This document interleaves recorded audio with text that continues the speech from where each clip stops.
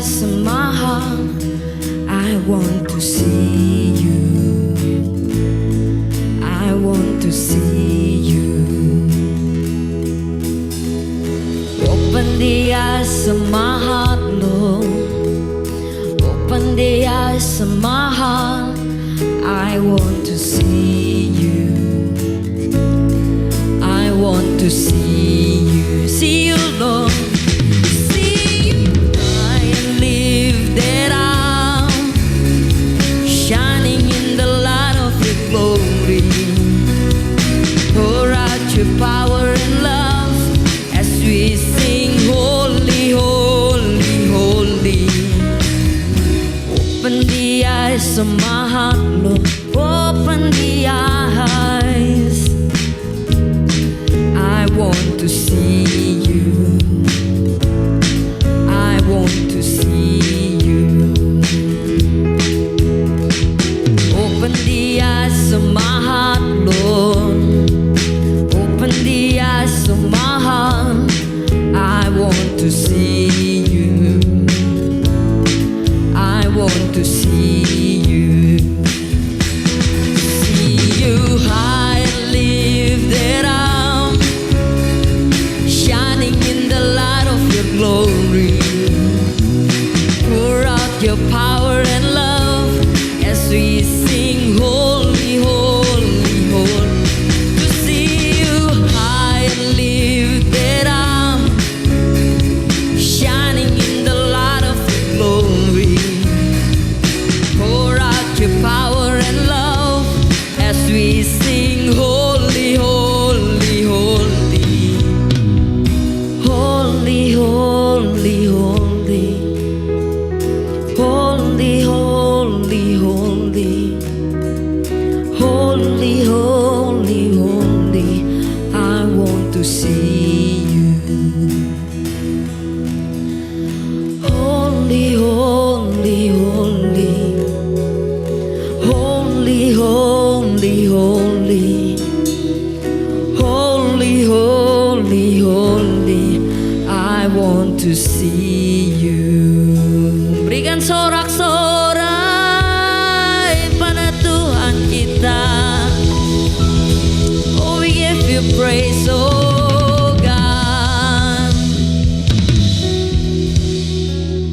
Selamat hari Minggu teman-teman sekalian. Kita berkumpul bersama ibadah bareng meskipun masih dalam online. Tapi kita mempersiapkan hati kita buat memuji dan menyembah Tuhan. Kita mau nyanyikan satu pujian yang berkata tentang betapa baiknya Tuhan. Dan betapa kita harus memberikan hati untuk mengucapkan syukur. Kita boleh di rumah bersama dengan keluarga kita. Kita boleh berinteraksi dengan teman-teman meskipun via online ya. Juga kita ketemu dengan Koko Cece di gereja ini yang mengajarkan kita tidak lain tidak bukan tapi firman Tuhan yang hidup, yang sejati, yang ada di dalam kita. Kita sama-sama mengucapkan syukur dan naikkan pujian ini. Amin. We give you praise, God.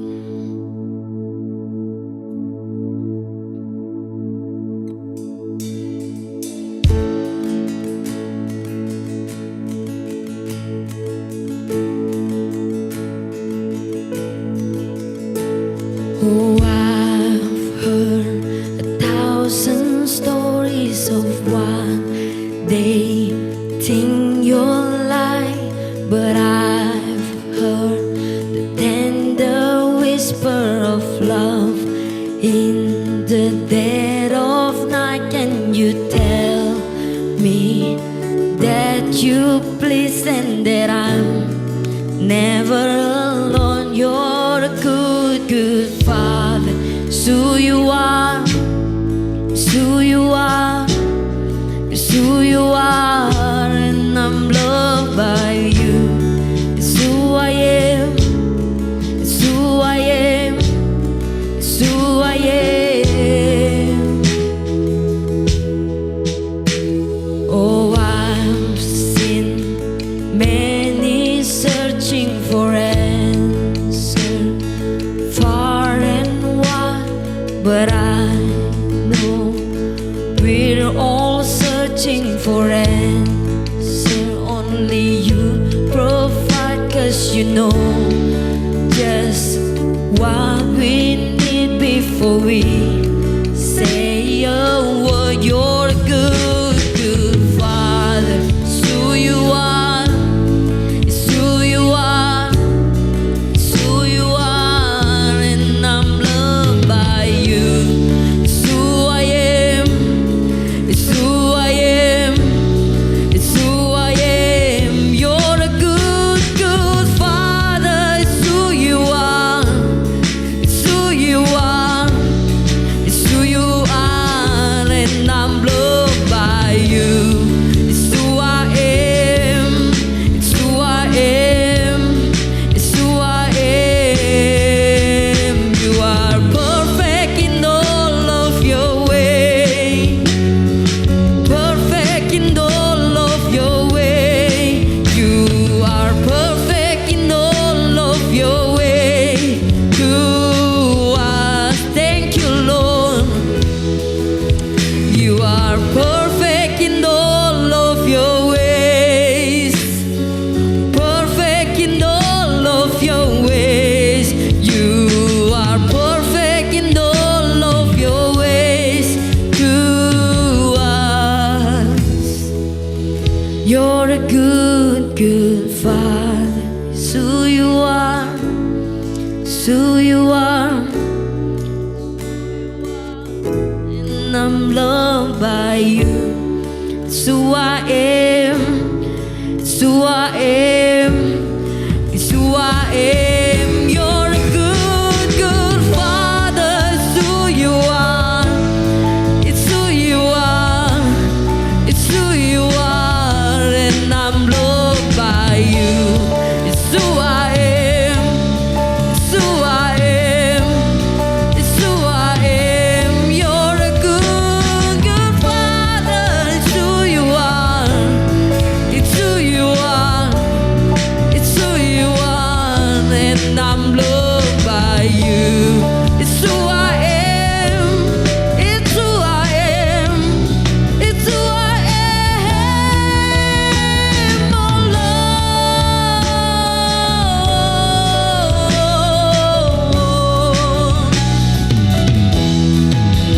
It's who I am, Lord, in you, Lord. Itulah diri kami yang sebenarnya, Tuhan. Di dalam-Mu, di dalam kasih-Mu dan penyertaan-Mu, sebab kuasa-Mu penuh dalamku. Oh Tuhan, kasih penyertaan-Mu selalu. Oh yes Lord. Oh yes Lord.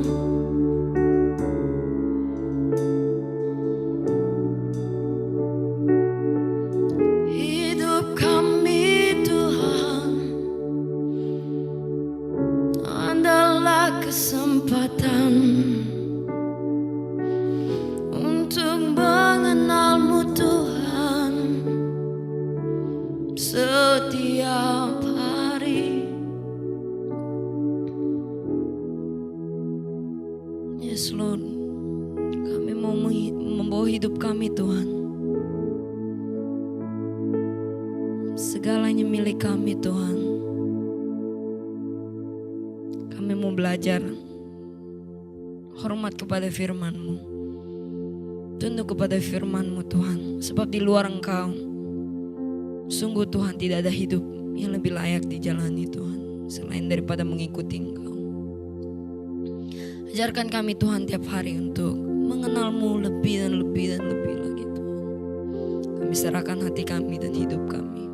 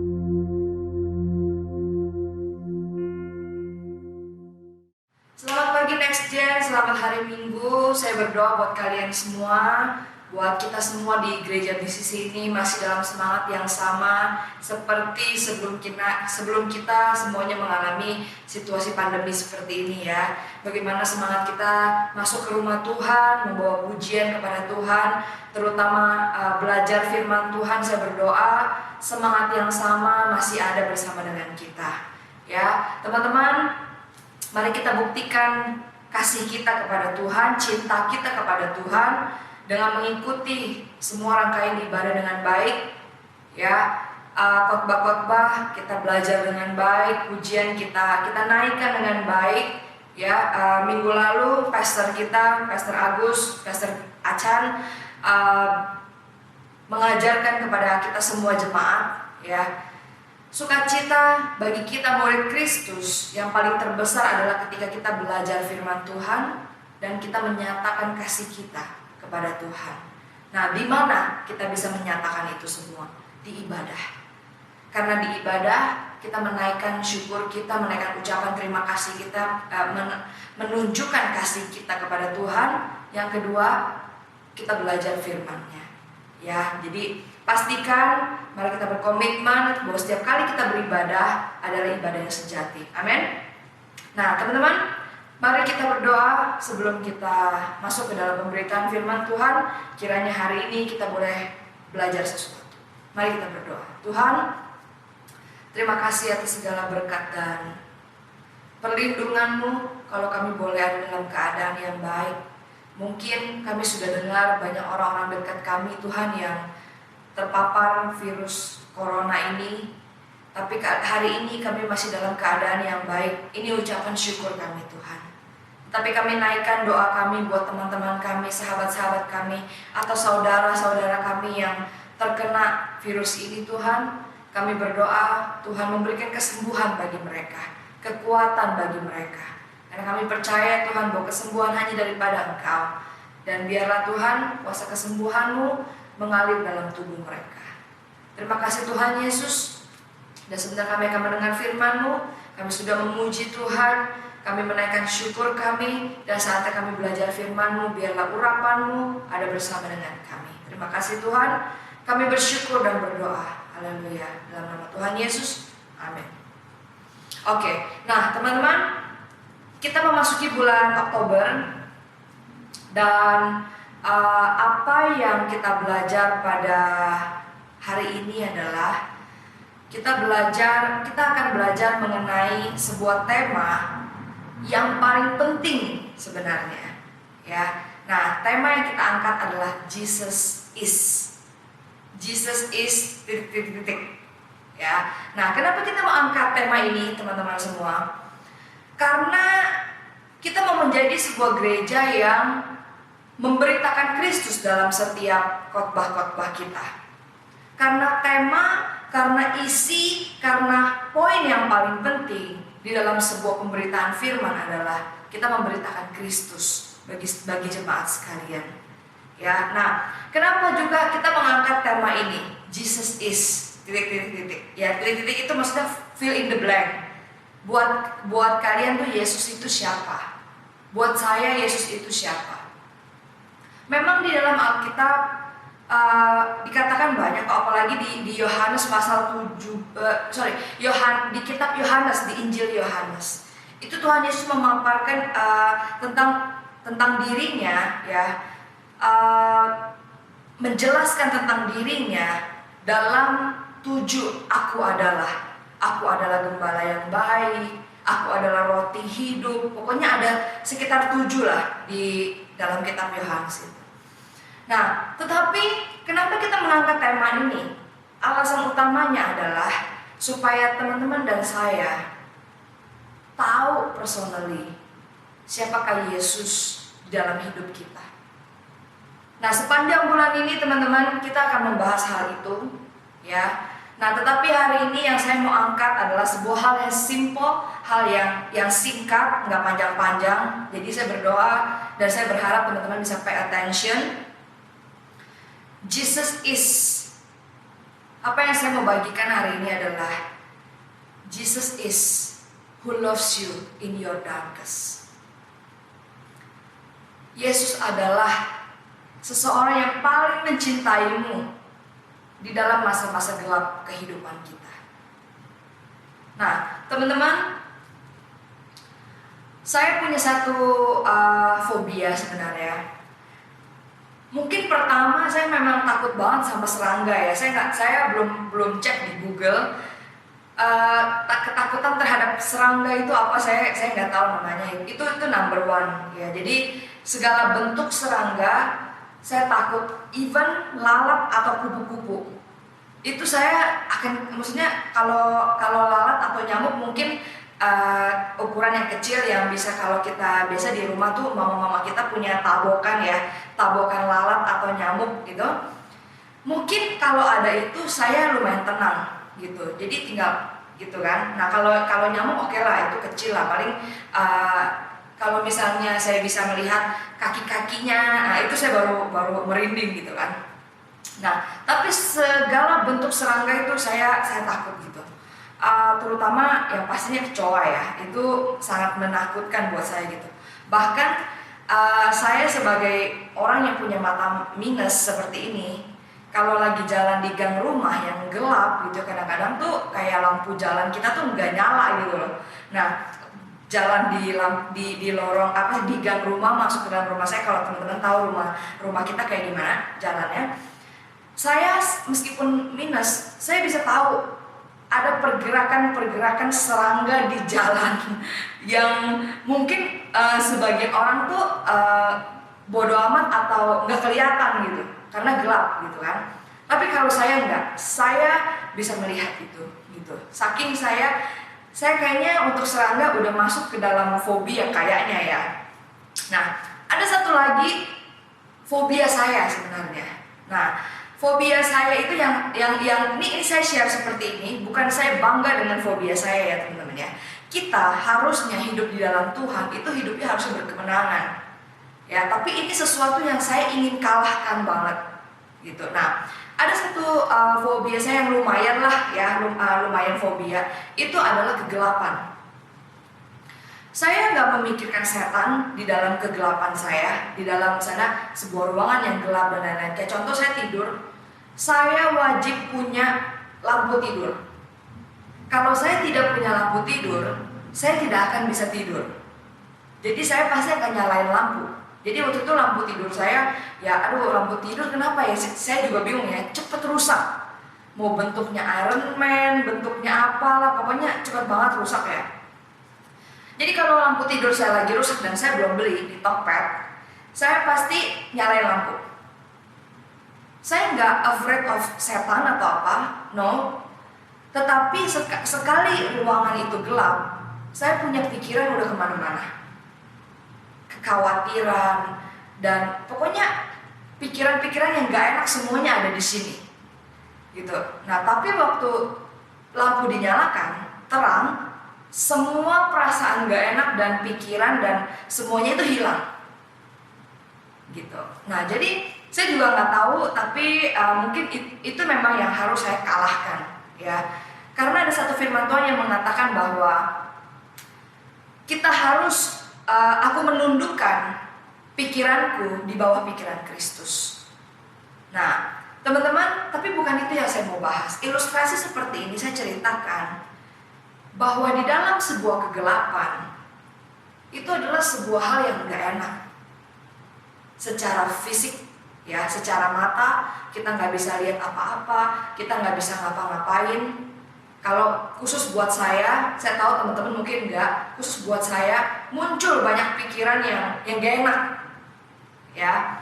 Nah, saya pernah nonton juga dulu Fear Factor atau ada acara lain lah.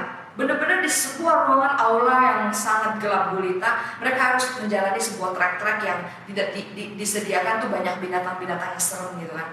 Waktu saya lihat, kalau saya nih, saya pasti udah nyerah itu, saya udah nggak ikut Fear Factor lagi di step yang itu gitu ya. Nah, teman-teman, saya mau tanya sama teman-teman semua, kalau gelapnya tidak secara fisik, gelapnya secara kehidupan, ya, gelap itu banyak ya teman-teman, gelap itu negatif. Gelap itu didefinisikan sebagai sesuatu yang jahat, sebagai sesuatu yang tidak enak, sebagai sesuatu yang tidak baik, segala sesuatu yang tidak positif, ya kan? Bagaimana dengan kehidupan kita? Pernahkah kita mengalami masa-masa gelap di dalam kehidupan kita? Gelap itu contoh, punya kehidupan yang pergaulannya buruk, sehingga membawa kita kepada hal-hal yang terbaik dan akhirnya kita sesali. Gelap itu juga berarti mungkin kita punya sebuah keluarga yang mungkin tanpa diketahui orang-orang, keluarga kita itu sebenarnya nggak harmonis. Mungkin orang tua kita, mungkin hubungan kita dengan kakak adik kita, ya mungkin bahkan orang tua kita pun nggak tahu. Gelap mungkin kita merasa terpuruk dengan nilai-nilai sekolahan kita. Yang paling poinnya adalah gelap itu seperti kita ada di dalam sebuah dosa atau sebuah perasaan di mana kita itu berdosa dan kita tidak layak di hadapan Tuhan. Gue jangan ikut Tuhan deh, atau gue jangan serius-serius deh ikut Tuhan. Gue masih berdosa, gue nggak layak di hadapan Tuhan. Gue bukan orang yang bisa melayani Tuhan lah, karena gue orang yang berdosa, karena gue orang yang tidak layak di hadapan Tuhan. Itu semuanya gelap di dalam kehidupan kita, teman-teman semua. Nah, tapi teman-teman semua, saya pengen kasih tahu sebuah kabar baik hari ini, ya. Tuhan Yesus itu siapa sih? Tuhan Yesus adalah seorang yang mengasihimu, yang paling mengasihimu dan saya di saat masa-masa gelap kehidupan. Saya nggak tahu gelap di dalam kehidupanmu saat ini tuh apa. Saya nggak tahu di masa-masa gelap kehidupan yang sekarang kalian jalani, yang mungkin orang-orang nggak tahu, yang only you know itu apa. Tapi ada sebuah kabar baik buat kita semua, bahwa Tuhan Yesus adalah seorang yang paling mengasihimu di dalam masa-masa gelapmu. Ya, saya mau bacakan sebuah ayat buat kita semua, sebentar ya.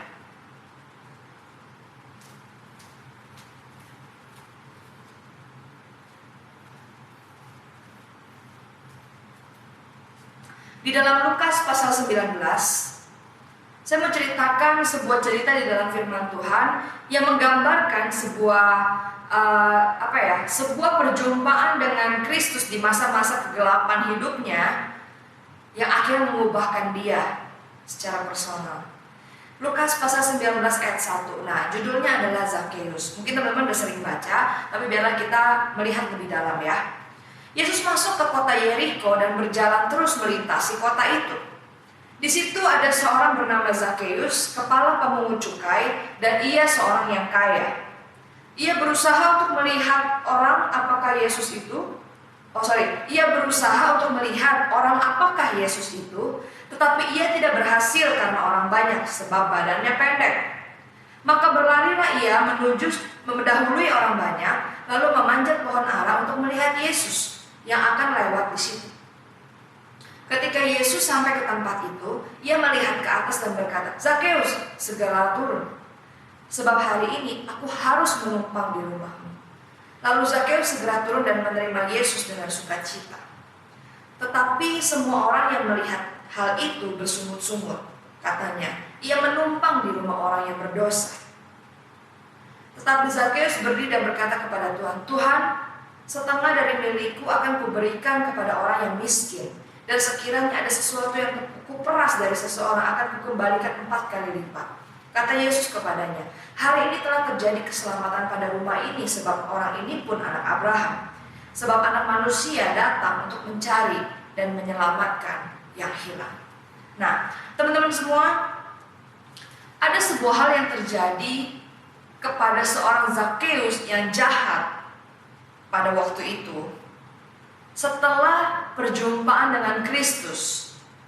Nah, Zakheus, kalau kalian tahu, saya yakin di sekolah minggu udah sering banget dengar, Zakheus adalah seorang yang jahat. Kita katakan jahat kenapa? Karena dia memeras uang rakyat. Ya, jadi dia itu pemungut cukai. Pemungut cukai itu kayak tax collector ya kalau nggak salah ya. Nah, pemungut cukai yang memeras uang masyarakat di saat itu gitu. Nah, jadi dia itu pasti dibenci, ya. Dia itu pasti dicemooh sama orang-orang. Jadi makanya orang-orang mungkin bingung ya. Pas Tuhan datang lewatin pohon ara, dia bilang, Zakheus turun, saya harus numpang di rumah kamu. Mungkin kalau jadi Zakheus, kalau tahu nama gua, gitu kan? Kok kamu tahu saya gitu? Saya ini siapa? Saya ini orang yang jahat kok gitu.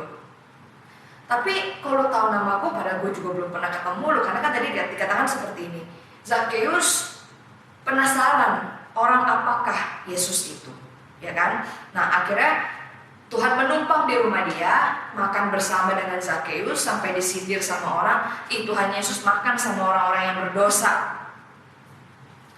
Tapi teman-teman lihat, apa yang terjadi di dalam sebuah perjumpaan dengan Tuhan Yesus?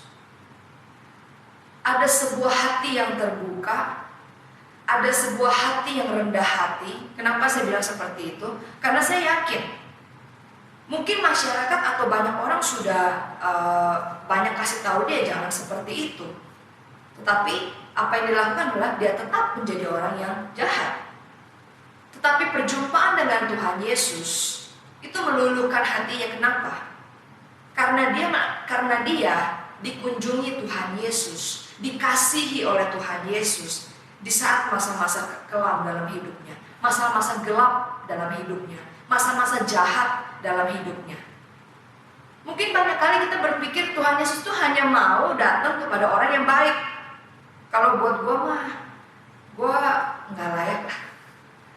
Gue bukan orang-orang yang dikasihi lah sama Tuhan. Ya karena gue bukan orang yang baik. Gue bukan orang yang punya sifat yang baik gitu.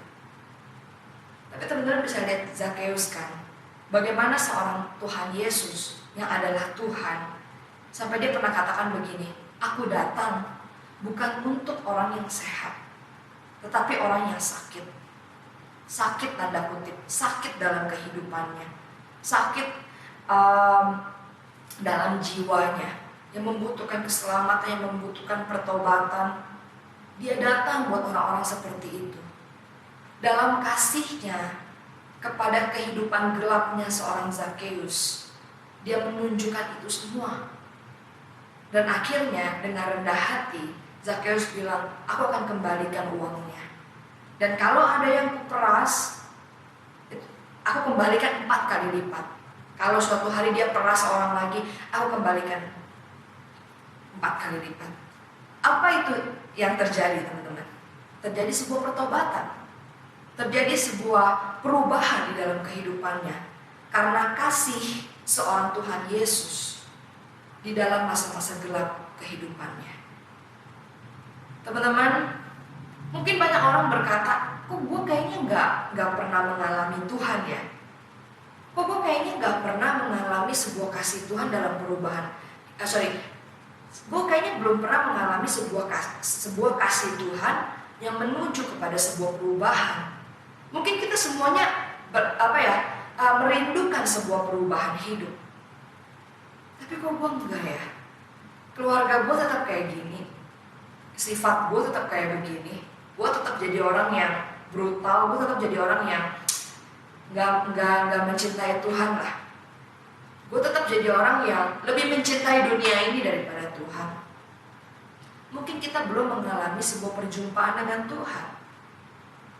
Mari kita buka hati kita, kasih dia tempat di dalam hati kita, yang dia akan mengubahkan kita from the inside out. Yang teman-teman gak tahu, tiba-tiba kok gue jadi seperti ini ya, gue berubah, gue jadi orang yang lebih mengasihi, gue jadi orang yang lebih menghormati, gue jadi orang yang lebih ingin melayani Tuhan, yang lebih serius di dalam Tuhan. Saya nggak katakan bahwa serius itu kaku ya teman-teman ya. Kita mau jadi anak muda yang dinamik, mau jadi anak muda yang penuh dengan semangat. Saya tahu mungkin di dalam corona ini kita terbatas di dalam ruang, maksudnya terbatas di dalam pertemuan ya, kita nggak bisa ketemu. Apa yang kita sampaikan buat teman-teman semuanya mungkin nggak menjadi sebuah hal yang langsung mengena dan segala macam karena tidak tatap muka gitu ya. Tapi kita tetap mau jadi anak muda yang dinamik, yang penuh dengan semangat, teman-teman semua. Nah, saya berdoa biar perjumpaan kita dengan Tuhan, tempat yang kita kasih buat Tuhan di hati kita, itu Tuhan yang kerjakan kehidupan kita, sehingga menjadi sebuah kehidupan yang lebih baik. Ya, teman-teman, in your darkest time, ya, jangan pernah berhenti untuk berdoa sama Tuhan. Banyak banget darkest time di dalam kehidupan seseorang yang orang lain gak tahu. Even your sister or brother gak tahu your darkest life. Sometimes cuma kita yang tahu. Kayak kita duduk sendiri di kamar dan mungkin kita menangis gitu ya, atau mungkin kita sakit hati, atau kita ya dan lain-lain gitu ya. Yang tahu hanya diri kita sendiri. Nah, di saat-saat seperti itulah teman-teman, mari kita naikkan doa kita kepada Tuhan. Karena firman Tuhan katakan dia bersemayam bersama dengan orang-orang yang remuk hati. Saat kita berdosa, kita merasa kita nggak layak datang kepada Tuhan, datanglah kepada Tuhan. Bilang sama Tuhan, Tuhan, aku kalah. Aku mempunyai kehidupan yang gelap. Aku mau datang sama Tuhan dan minta Tuhan berjumpa dengan saya dan mengubahkan kehidupan saya seperti seorang Zakheus. Ada satu lagi teman-teman, cerita yang luar biasa, di mana seorang Samaria yang menjadi musuh, bukan musuh ya, karena orang Yahudi dulu tidak berteman dengan orang Samaria gitu ya. Nah, orang Samaria wanita gitu kan, ceritanya Tuhan lagi jalan, dia lewatin Samaria gitu. Tiba-tiba dia duduk di sebuah sumur, ya ini pasti rencananya Tuhan gitu kan. Datanglah seorang Samaria ya, yang datang jam 12 siang untuk ngambil air di sumur ya. Dulu belum ada pump, jadi semuanya masih pakai sumur. Dia datang jam 12 siang, itu udah aneh sebenarnya. Kenapa? Karena jam 12 siang itu panas banget, dan biasanya orang tuh pagi atau nggak sore gitu. Kenapa dia jam 12 siang? Karena dia mau menghindari banyak omongan orang, karena dia seorang yang berdosa. Kenapa? Karena at the end of the story Tuhan bilang, sebenarnya Tuhan tanya, siapa suamimu? Aku tidak bersuami. Ya, karena kamu punya 5 suami dan yang sekarang bukanlah suamimu. Nah, jadi dia seorang yang gak benar lah dalam kehidupannya gitu ya. Nah, akhirnya Tuhan Yesus berjumpa dengan dia. Tuhan Yesus ngobrol sama dia. Dalam kasihnya kepada si wanita ini, dia menjadikan at the end of the story ya, dikatakan bahwa dia menjadi seorang penginjil di desanya. Dia katakan ada seseorang yang mengetahui segalanya tentang saya. Teman-teman boleh baca ya sama-sama di Komsel ya, pasal itu ya. Ada orang-orang yang tahu segala masa lalu saya dan tetap menerima dan mengasihi saya. Dia adalah Tuhan Yesus. Dia beritakan di kampungnya. Orang-orang itu jadi mendengar tentang Tuhan Yesus. Orang-orang itu jadi percaya kepada Tuhan Yesus. Bisa bayangin gak? Seseorang yang hidupnya berantakan, terpuruk, mengalami perjumpaan dengan Tuhan, merasakan kasihnya Tuhan, menjadi seorang yang bertobat, bahkan menjadi seorang yang menginjil. Bagaimana dengan kita, teman-teman semua? Sudahkah kita buka hati kita buat Tuhan? Sudahkah kita merasakan kasih Tuhan di dalam our darkest life? Di dalam kehidupan yang penuh dengan mungkin orang-orang gak tahu ya, atau orang-orang mungkin tahu. Ini benar-benar my darkest life gitu ya. Percayalah bahwa Tuhan mengasihi engkau. Percayalah Tuhan mau menunjukkan kuasanya kepadamu. Percayalah bahwa Tuhan mau menunjukkan kasih-Nya yang luar biasa kepada kita. Jangan pernah lupa teman-teman, kita dalam keadaan apapun Tuhan mengasihi kita. Tuhan mencintai kita. Ya, kalau enggak, buat apa penyiksaannya di kayu salib dia jalani? Kalau enggak buat kita. Setiap Jumat Agung, teman-teman, kalau saya merenungkan salib, ya. Itu menjadi sebuah perenungan yang paling agung di dalam kehidupan kita. Saya terpersona dengan kebaikan dan kasih-Nya Tuhan buat kita semua yang berdosa ini, ya, yang suka menyakiti hati Tuhan, yang tidak peduli terhadap Tuhan, yang tidak peduli terhadap hal-hal yang benar, tapi Dia mati buat kita. Dia mencintai setiap manusia, even in their darkest life. Ya, kalau saat ini sebagai penutup, kalau saat ini teman-teman mungkin tidak mengalami sebuah hal yang gelap, my life is fine. Mungkin suatu hari nanti, di saat kita mengalaminya, jangan pernah lupa teman-teman, ada kasih Tuhan di dalam keremukan hatimu. Ada kasih Tuhan di dalam kegelapan kehidupanmu. Bangkit, cari Tuhan lagi. Bangkit, minta Tuhan pulihkan hidupmu. Bangkit, jalan lagi sama Tuhan.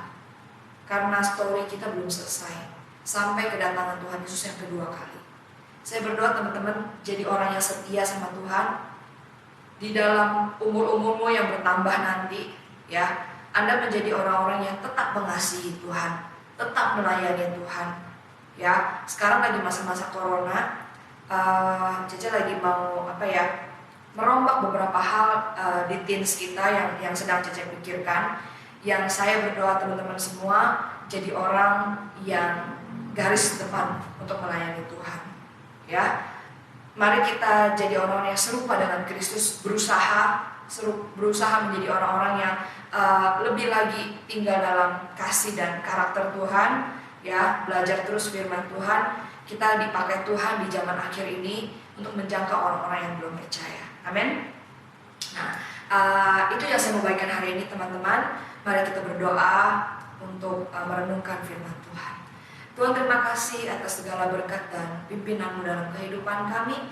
Hari ini kami belajar Tuhan bagaimana kasih-Mu buat orang-orang seperti kami yang berdosa ini. Tuhan, kami berdoa dalam masa-masa gelap kehidupan kami, penyesalan kami, suka duka kami tahu Engkau ada dan mengasihi kami. Terima kasih Tuhan Yesus, aku berdoa buat anak-anak-Mu di sini, biar dalam keremukan hati mereka Tuhan, dalam seruan mereka, dalam doa mereka, Tuhan yang menolong mereka, Tuhan yang memimpin kehidupan mereka, Tuhan yang menunjukkan kasih-Mu buat mereka, sehingga perubahan hidup, sehingga pertobatan Tuhan selalu ada di dalam hati kami, supaya karakter kami senantiasa Tuhan seperti Engkau, sehingga kasih kami akan Engkau selalu tumbuh dalam hati kami. Terima kasih Tuhan Yesus. Kami berdoa dan mengucap syukur, dan aku berdoa Tuhan buat anak-Mu di sini, berkati mereka dalam kehidupan mereka, dalam sekolah mereka, dalam pekerjaan mereka, setiap ketua komsel juga Tuhan, setiap orang-orang yang bermain musik, aku berdoa buat mereka Tuhan, tim teens ini, biar Tuhan boleh sempurnakan kehidupan mereka, Tuhan pimpin dan Tuhan buat mereka berhasil di dalam marketplace mereka Tuhan. Aku berdoa biar Tuhan jauhkan dari segala setan iblis, dari segala kuasa-kuasa yang bukan berasal daripada Engkau. Aku berdoa biar kuasa dan malaikat-Mu dan Tuhan sendiri yang melindungi mereka dari apapun. Terima kasih Tuhan Yesus. Aku berdoa biar persekutuan yang manis dengan Tuhan Yesus dan perlindungan dari Bapa dan persekutuan dengan Roh Kudus selalu bersama dengan kami. Di dalam nama Tuhan Yesus kami mengucap syukur dan berdoa. Haleluya. Amin. See you next week, teens.